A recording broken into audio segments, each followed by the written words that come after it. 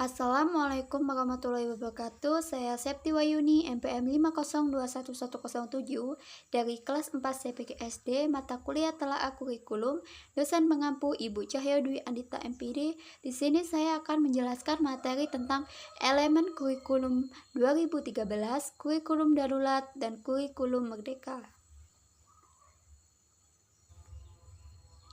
Elemen kurikulum 2013, kurikulum darurat, dan kurikulum merdeka, di mana mencakup 3 pokok bahasan materi. Yang pertama, standar kompetensi lulusan atau SKL, yang kedua, standar isi, dan yang ketiga, standar proses. Elemen kurikulum 2013. Yang pertama, standar kompetensi lulusan atau SKL. Semua jenjang pendidikan mulai dari SD sampai dengan SMA atau SMK menuntut adanya peningkatan dan keseimbangan soft skill yang meliputi aspek kompetensi sikap, attitude, keterampilan psikomotorik, dan pengetahuan kognitif. Selanjutnya, standar isi kurikulum 2013. Kedudukan mata pelajaran kompetensi yang semula diturunkan dari mata pelajaran berubah menjadi mata pelajaran dikembangkan dari kompetensi. Untuk pendekatan yang dilakukan adalah jenjang SD tematik terpadu dalam semua mata pelajaran. Jenjang SMP, kompetensi dikembangkan melalui mata pelajaran. Jenjang SMA, kompetensi dikembangkan melalui mata pelajaran, sedangkan jenjang SMK, kompetensi dikembangkan melalui kejuruan atau vokasional. Yang ketiga, standar proses kurikulum 2013, bahwa semua siswa mulai SD sampai dengan SMA atau SMK harus memiliki kemampuan untuk mengamati, menanya, mengelola, menyajikan, menyimpulkan, menyiapkan, bahkan sampai menciptakan belajar tidak hanya di dalam kelas, tetapi juga boleh di luar kelas. Guru bukan hanya satu-satunya sumber belajar, tapi juga dapat diperoleh dari buku, koran, TV, radio, internet. Dan sikap attitude tidak diajarkan secara verbal, tapi siswa akan lebih banyak melihat dari apa yang dicontohkan oleh guru. Selanjutnya yang kedua yaitu elemen kurikulum darurat. Yang pertama, standar kompetensi lulusan atau SKL. Kurikulum darurat mengacu kepada kurikulum dengan kompetensi dasar yang disederhanakan sehingga berfokus pada kompetensi esensial dan kompetensi prasyarat untuk kelanjutan pembelajaran di tingkat selanjutnya. Selain itu, kurikulum darurat bertujuan untuk mengurangi beban pendidik dalam melaksanakan kurikulum nasional dan peserta didik dalam keterkaitannya dengan ketentuan kenaikan kelas dan lulusan.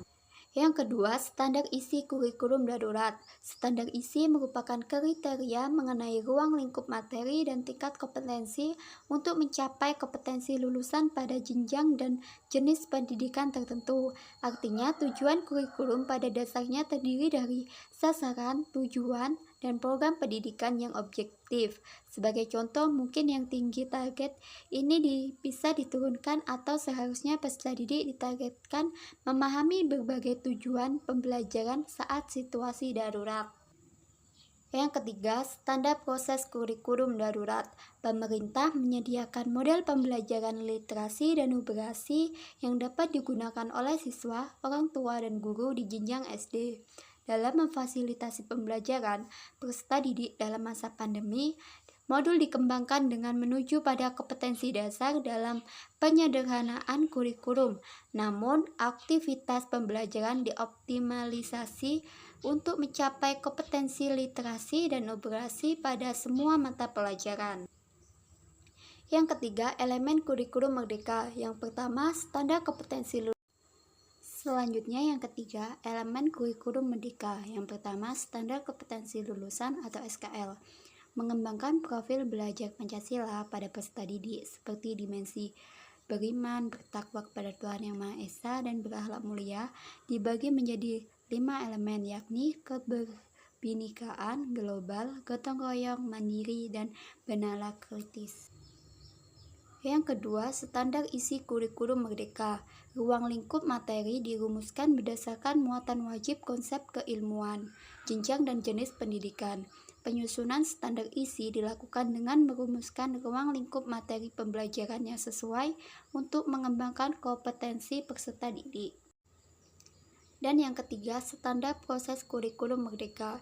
Pelaksanaan pembelajaran diselenggarakan dalam suasana belajar yang interaktif sesuai dengan bakat dan minat peserta didik. Demikian materi yang dapat saya sampaikan, kurang dan lebihnya saya mohon maaf. Saya akhiri, wabillahi taufiq wal hidayah. Wassalamualaikum warahmatullahi wabarakatuh.